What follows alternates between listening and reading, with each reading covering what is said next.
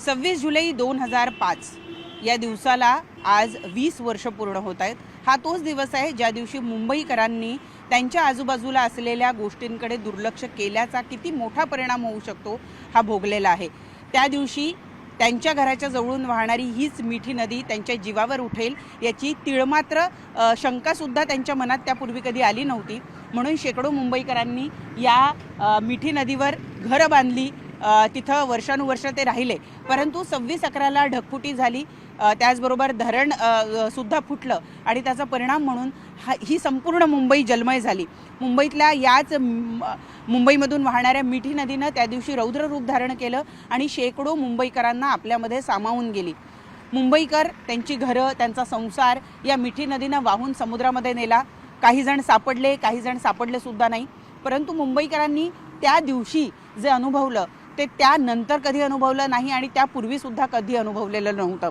मुंबईच्या या संपूर्ण रस्त्यांवर पाणी पसरलेलं होतं। रस्ता कुठे आहे, नदी कुठे आहे आणि खड्डा कुठे आहे यापैकी कशाचाही सूत्राम अंदाज लोकांना येत नव्हता आणि परिणामी प्राण्यांसह पशुपक्ष्यांसह माणसांचे जीव 26 जुलै 2005ला गेले।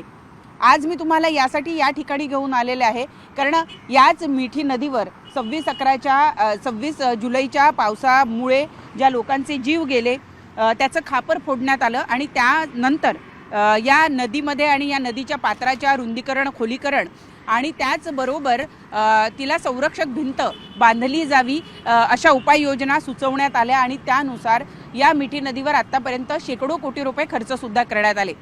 1400 कोटी रुपये केंद्र सरकारनं या मिठी नदीला संरक्षक भिंत बांधावी म्हणून दिले होते। ते कुठे गेले हे कळत नाही कारण हे चित्रच सांगतायत की ही संरक्षक भिंत जी आहे ती कुठेही दिसत नाही।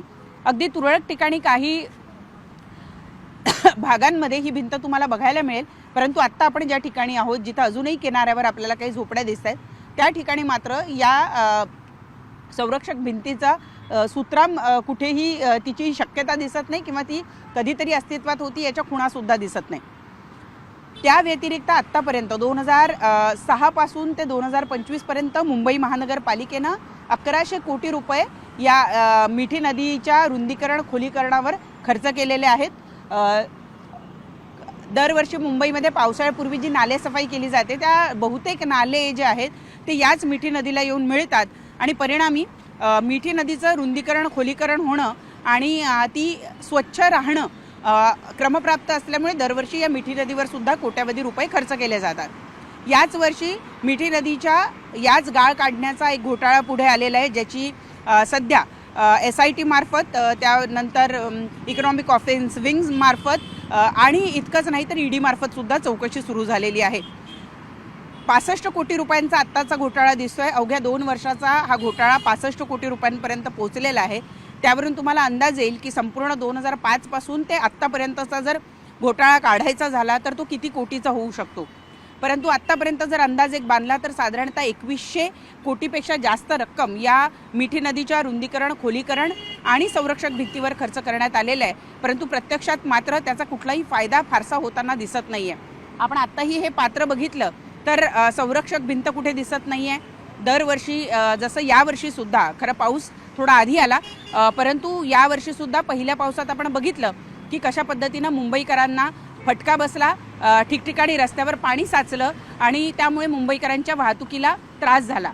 त्यामुळं खरंच दरवर्षी हे जे मिठी नदीचा गाळ काढला जातोय असं सांगितलं जातं, तो खरंच काढला जातो का? कारण आता जो 2 वर्षाचा भ्रष्टाचार पुढे येतोय त्यावरून एक गोष्ट स्पष्ट आहे की हा मिठी नदीचा गाळ किती काढला गेला, तो कुठे टाकला गेला आणि इतक्या वर्षात तो गाळ कुठे टाकला गेला याचे कुठलेही पुरावे हे मुंबई महानगरपालिकेकडे नाही आहे आणि त्यामुळंच मिठी नदी खरंच स्वच्छ झाली का असा प्रश्न निर्माण होतो। किमान या घटनेला आता 20 वर्ष झाले, त्या निमित्तानं तरी या 20 वर्षामध्ये जर दरवर्षी शेकडो कोटी रुपये या मिठी नदीवर खर्च झालेले असतील तर आत्तापर्यंत या मिठी नदीतलं पाणी हे काळाचं ट्रान्सपरंट होणं अपेक्षित होतं, त्याला जो दुर्गंधी येतो तो दुर्गंधी जाणं अपेक्षित होतं, परंतु यातलं काहीही साध्य झालेलं नाही।